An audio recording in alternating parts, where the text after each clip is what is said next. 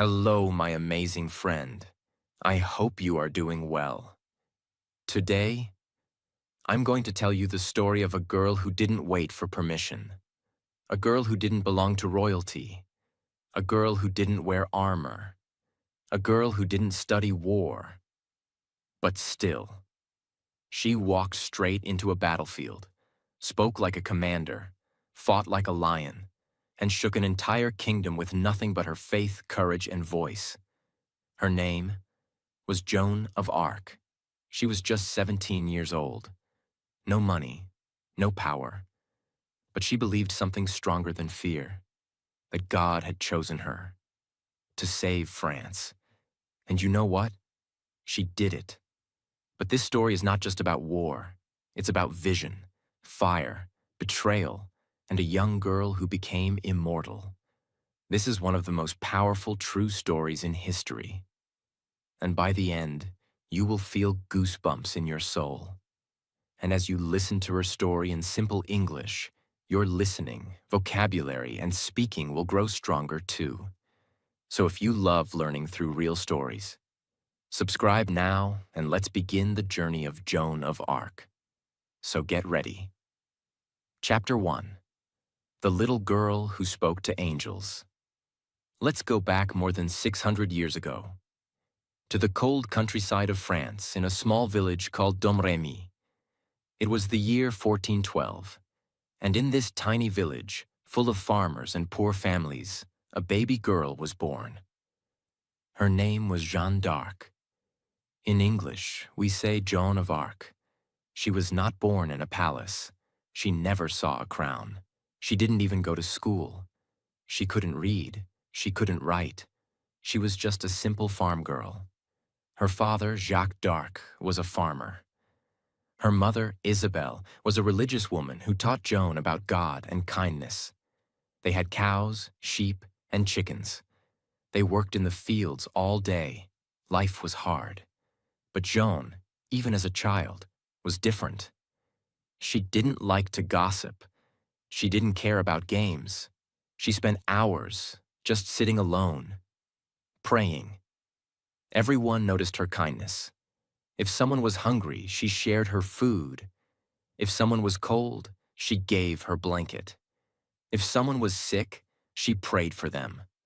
But something strange happened when Joan was around 13 years old. One day, while standing in the garden, she heard a voice, a soft, powerful voice that came from nowhere. She looked around. No one was there. The voice said, "Joan, you have been chosen by God.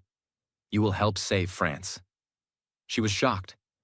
And then she saw a light. Inside the light, she saw a figure. She believed it was Saint Michael, the angel warrior.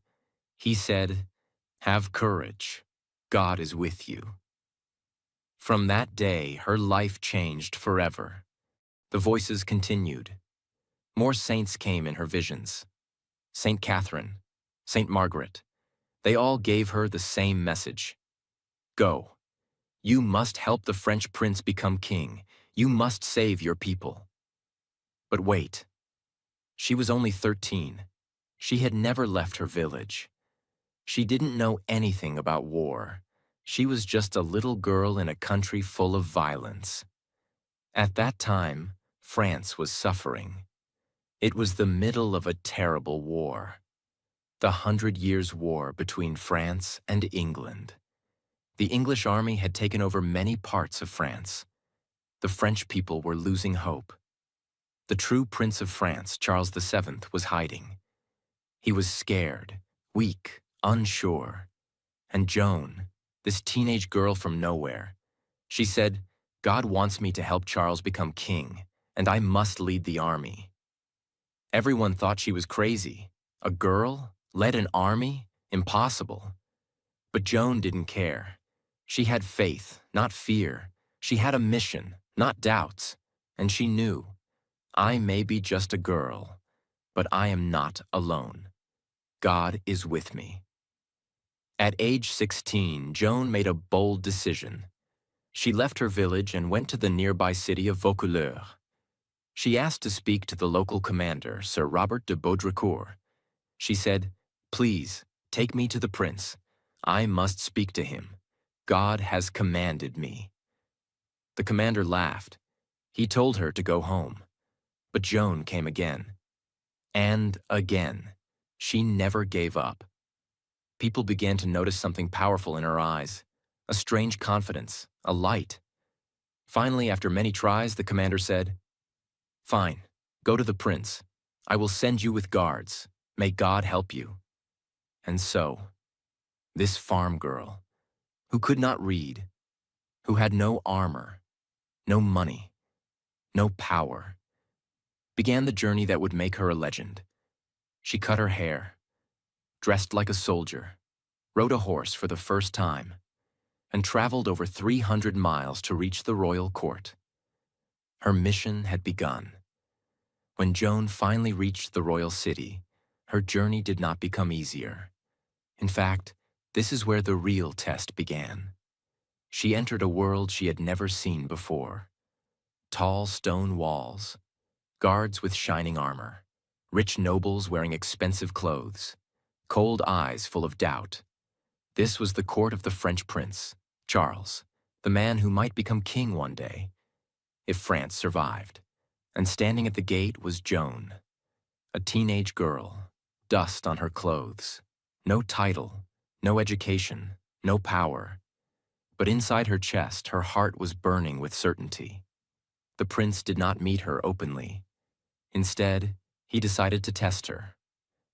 When Joan entered the great hall, dozens of men were standing there. Nobles, commanders, church leaders. Among them stood one man dressed like a king.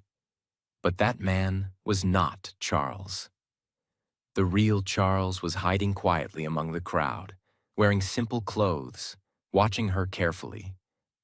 This was a trap. If Joan was lying, if she was only pretending, she would fail.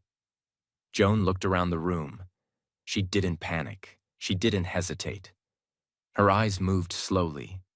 Then suddenly, she walked straight past the false king and stopped in front of the real one. She bowed and said calmly, "You are the Dauphin of France. God sent me to you." The room fell silent. Charles turned pale. No one had told her who he was. At that moment, doubt entered his heart, and fear left it. Charles took Joan into a private room. No guards, no nobles, just the prince and a village girl. What Joan said next was never fully recorded, but Charles later admitted, "She told me a secret that only God and I knew." That secret shook him. For the first time in years, Charles felt hope. Still, hope was dangerous. If this girl was wrong, she could destroy everything. So the church demanded an investigation. Joan was sent to the city of Poitiers. For weeks, priests and scholars questioned her. They asked her cruel questions. Are you sent by God or by the devil? Why would God choose a girl? Why should men follow you? Joan never shouted, never cried, never argued. She answered simply. When asked, "Do you think God loves the English?" she replied, "I do not know if God loves or hates them. I only know he wants them out of France." When they tried to trap her with religious tricks, she said, "If I am not sent by God, may he send me. If I am sent by God, may he keep me." Her words were clear, not educated, but full of truth. After long weeks, the church reached a decision. They could find nothing evil in her. And Charles made the boldest decision of his life. He gave her what no woman had ever been given, an army, not because she knew war, but because she gave people belief. Joan was given white armor, a horse, a banner, not a sword.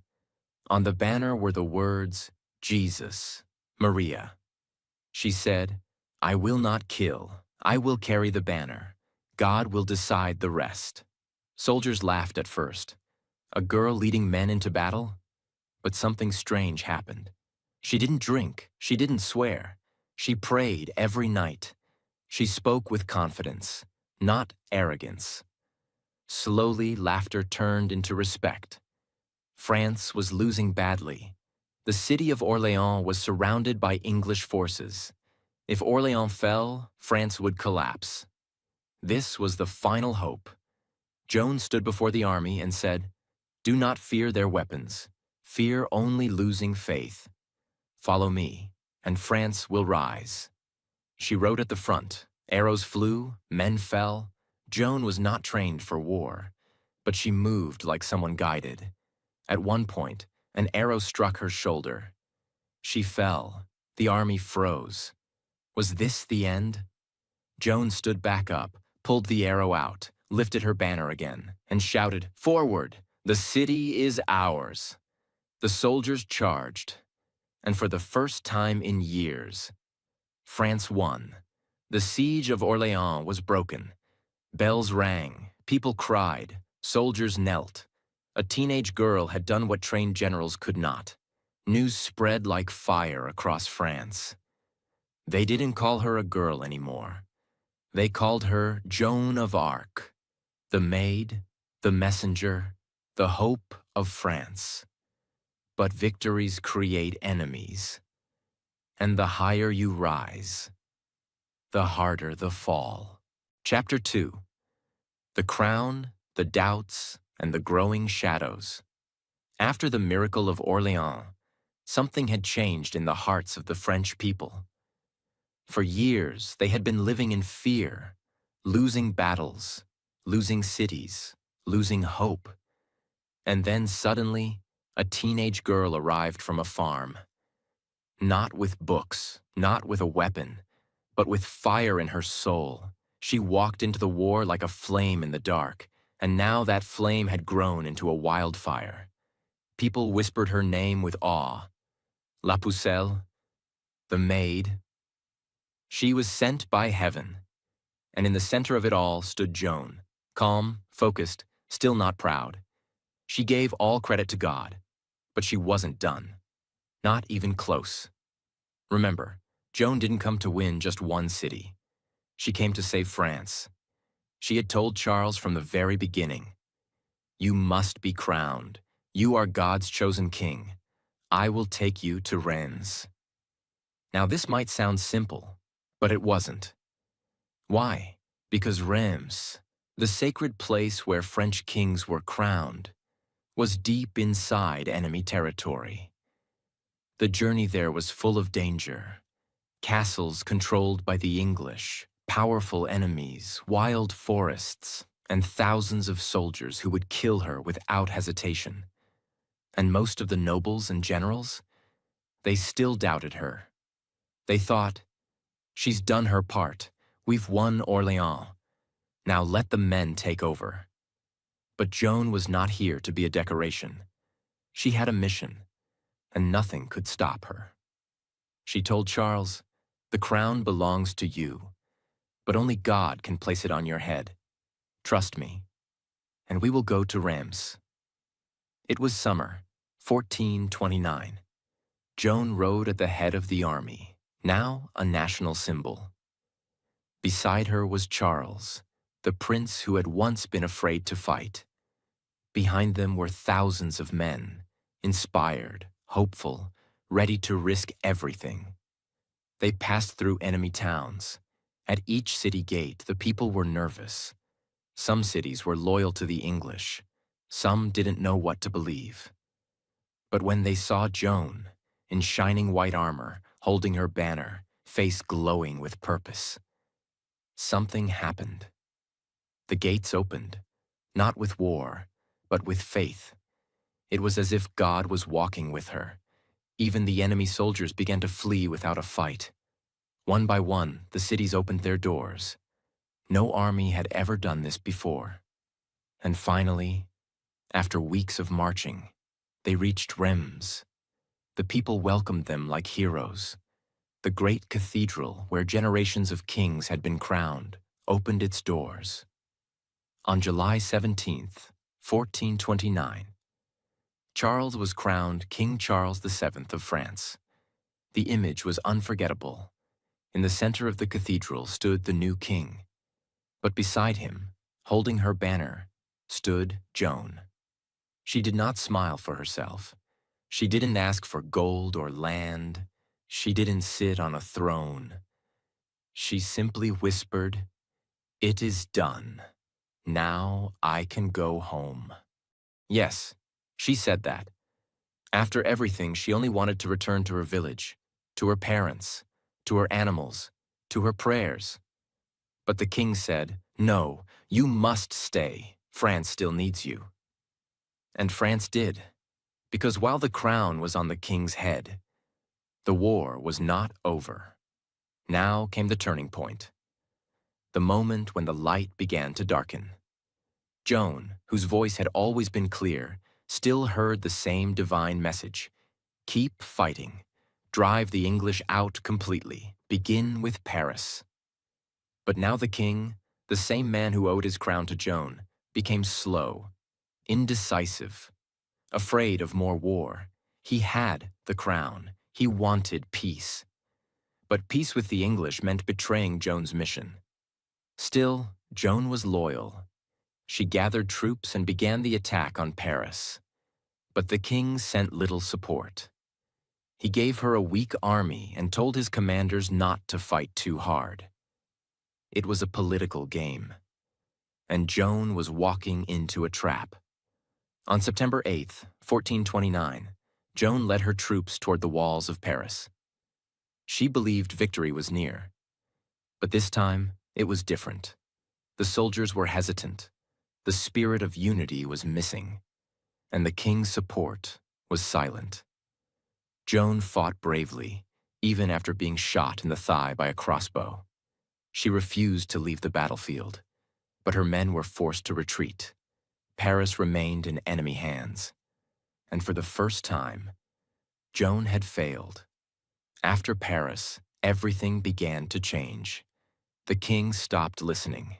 He avoided her. He listened to politicians, not voices from heaven. Joan, once seen as a messenger of God, was now just a problem to the royal court. But she didn't give up.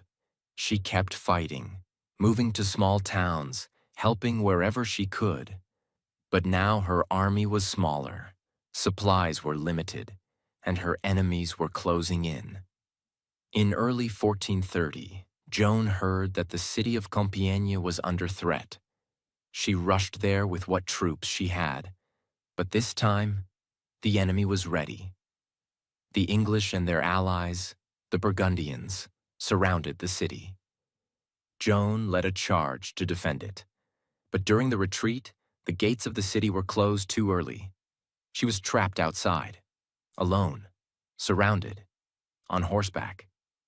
She fought with everything she had, but there were too many. And finally, Joan of Arc was captured. The people who caught her were not English. They were French, the Burgundians, allies of the English. Joan was their prize. They didn't treat her like a soldier. They treated her like a witch, a liar, a threat. They locked her in a cold tower, tied her hands, chained her feet, and waited. They offered to sell her to the English for a large sum of money. The king, the same man whose crown she had secured, did not pay to save her. He said nothing. Joan was left alone. Chapter 3. The Trial That Tried to Break Her Soul. Joan was now far away from the battlefield.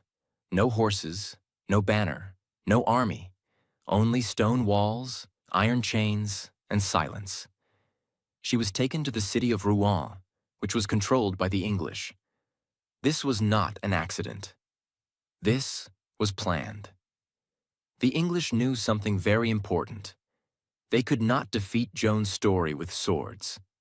So they decided to destroy her name. If they could prove she was evil, then her victories would mean nothing. Her faith would become a lie. Her courage would be called madness. So they prepared a trial. But this was not a fair trial. This was a trap from the beginning. Joan was locked inside a dark prison tower. Her feet were chained. Sometimes her hands too. English soldiers guarded her day and night. She was not treated like a prisoner of war. She was treated like a criminal. She was only 19 years old. No family, no friends, no lawyer, no support from the king she had crowned. But still, she did not cry. At night, when the guards slept, Joan prayed quietly. She asked God only one thing: let me speak the truth, no matter what happens. The trial began in early 1431. More than 70 churchmen were present. Most of them were loyal to the English. They were educated, powerful, clever. Joan was alone. They asked her questions for hours every day. Not simple questions, dangerous ones. They wanted to trick her into saying something wrong. If she said God spoke to her, they would call her a liar. If she said God did not speak, they would call her a fraud. But Joan answered with a calm strength that shocked everyone. They asked, "Do you know if you are in God's grace?" This was a trap. If she said yes, they would say she was proud and sinful. If she said no, they would say she was not sent by God. Joan paused, then answered, "If I am not, may God put me there. If I am, may God keep me there." The room fell silent. A teenage girl, outsmarting trained theologians. Again and again she did this. They asked about her voices. She spoke honestly. They asked why she wore men's clothes. She said it was for protection, and because God allowed it. They asked her to submit completely to the church court. She said, "I trust God first." That sentence made them angry. The judges began to lose control. Joan was too strong, too clear, too fearless. So they changed their strategy.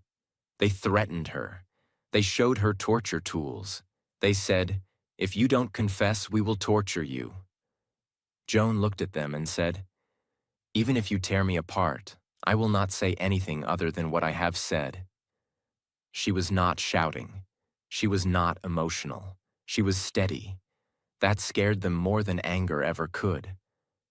Days passed. Weeks passed.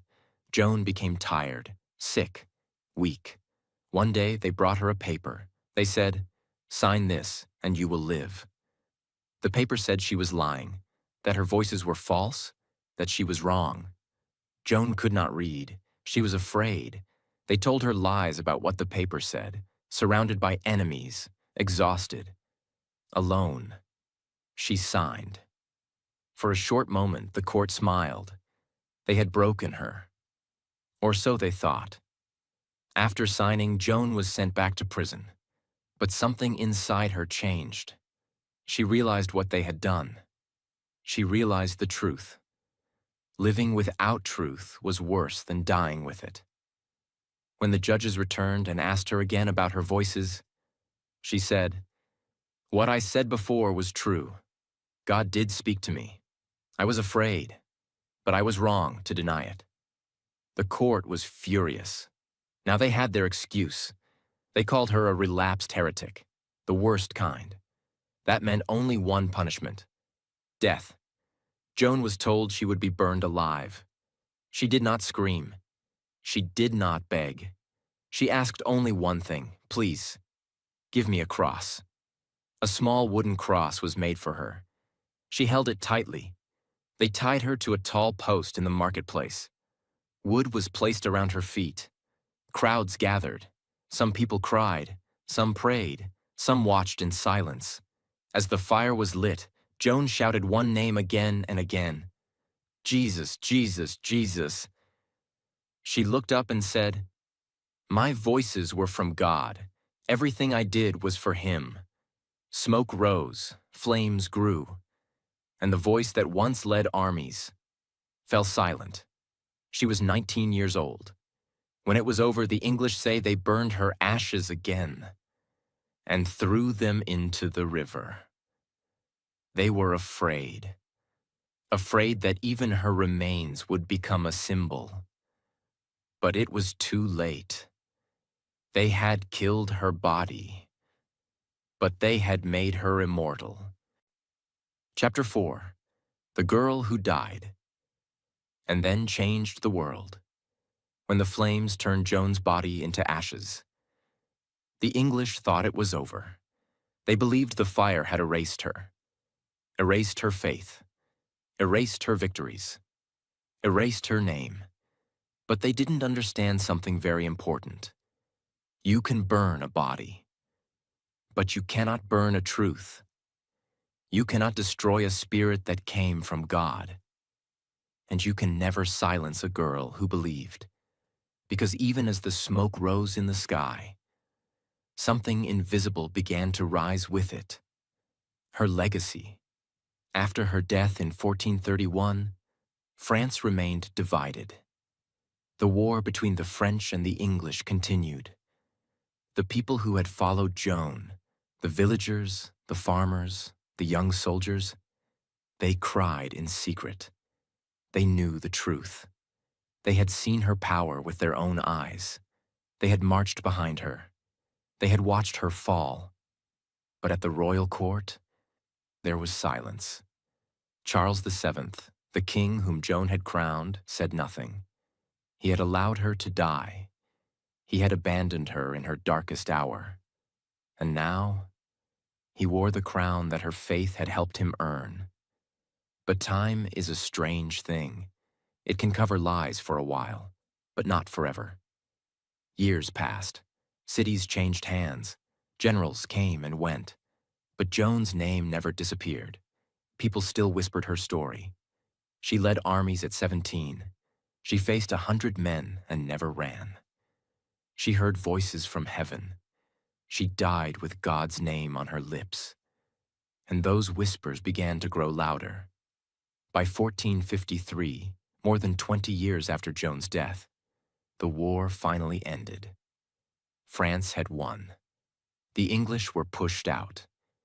And Charles VII was now the strong king of a free nation. But there was a problem. People remembered who had helped him reach that throne. They remembered Joan. And they remembered how he let her die. The pressure grew. Finally, in 1455, Charles ordered a new investigation. He wanted the world to believe he had nothing to do with her death. So he allowed the church to review the trial of Joan of Arc. And when the investigation began, the truth exploded like a thunderstorm. More than 100 witnesses came forward. Old soldiers, priests, villagers, even nobles. And what they said was powerful. She was pure. She was chosen. She never lied. Her voices were real. The trial was a setup. She died because people were afraid of her strength. The judges who had sentenced her were exposed as corrupt. They had lied. They had twisted her words. They had murdered her under the name of religion, not to protect faith, but to protect power. In 1456, after months of hearing testimony and studying the evidence, the court announced the truth. Joan of Arc was innocent. Her trial was illegal. Her sentence was false. Her death was unjust. And in that moment, 25 years after her execution, Joan was no longer seen as a criminal. She was declared a martyr. Her name was cleared. But even that wasn't enough to describe what she truly meant. Because by now, Joan had become more than a girl, more than a warrior, more than a national hero. She had become a symbol of divine courage. Over the centuries, Joan's name spread far beyond France. Artists painted her. Poets wrote about her. Writers studied her life. Statues were built in her honor, not just in Europe, but all over the world. Books called her the girl who saved a nation, the spirit of France, the bravest soul who ever lived. Even soldiers in later wars said her name for courage. And slowly, something even bigger happened. In the Catholic Church, becoming a saint is not easy. It takes decades of research, miracles, and approval. But Joan's life had all the signs. She had heard divine voices. She had lived with total purity. She had died for her faith.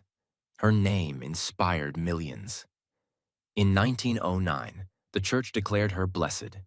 In 1920, nearly 500 years after her death, Joan of Arc was officially declared a saint. She became Saint Joan of Arc, and her feast day was set, May 30th, the day she died. Even now, in our modern world, Joan of Arc remains a legend. Why? Because her story speaks to something deep inside all of us. She reminds us that you don't need power to be strong. You don't need education to speak truth. You don't need permission to follow your purpose. You don't need to be loud to be heard by heaven. She was a teenager, a farm girl, a poor child who listened to a voice that no one else heard. And she followed it, even to death. Not because she wanted glory, not because she wanted fame, but because she believed. When God gives you a mission, you do not say no. Today, you can visit places in France where Joan walked. You can see the stones where she prayed, the castles where she stood before kings, the town square where she was burned. But her real monument is not made of stone. It is the millions of hearts who still whisper her name. Every time someone is afraid to speak the truth, Joan's courage gives them strength. Every time someone is told, "You can't do this," her life becomes a voice that says, "Yes, you can." Every time someone feels small, unseen, unimportant, Joan's story reminds them, one voice, one heart, one girl that can change the world. She lived only 19 years, but her legacy is eternal. She was not a queen, not a scholar, not a warrior by training. She was simply Joan, a girl who heard something no one else did, and believed it with all her soul. My friend, you have now heard the full, powerful, emotional, and inspiring life of Saint Joan of Arc. May her story give you the courage to fight for your own dreams, to listen to your inner voice, to follow your mission, even when the world doubts you. Because like Joan, you were not born to stay silent. You were born to make a difference. Powerful lessons from the life of Joan of Arc. 1. Believe in your inner voice, even if no one else does. Joan heard voices from God at age 13. No one else heard them. People laughed, they doubted, they mocked her. But she trusted what she knew in her heart. Lesson: you don't need the world to believe in your dreams. You just need the courage to believe in yourself. 2. Your background does not define your future. Joan was born in a poor village. She had no money, no education, and no royal blood, but she changed the history of a nation. Lesson: you are not limited by where you were born or how you started. You are defined by your vision, your action, and your faith. 3. Courage means acting, even when you're afraid. She was only 17 when she rode into battle. She had never fought before. She faced swords, arrows, and war. But still, she said, "I am not afraid. God is with me." Lesson: courage is not the absence of fear. It's the decision to move forward despite it. 4. Faith can be more powerful than an army. Joan didn't win with weapons. She won with belief. Her faith was so strong it moved kings, soldiers, and thousands of people. Lesson: when your purpose is pure, your belief becomes your greatest weapon. 5. Even when the world betrays you, stay loyal to your mission. The king she helped abandoned her. The court that praised her condemned her. But Joan never turned bitter. She stayed loyal to her truth. Lesson: never tie your identity to other people's approval.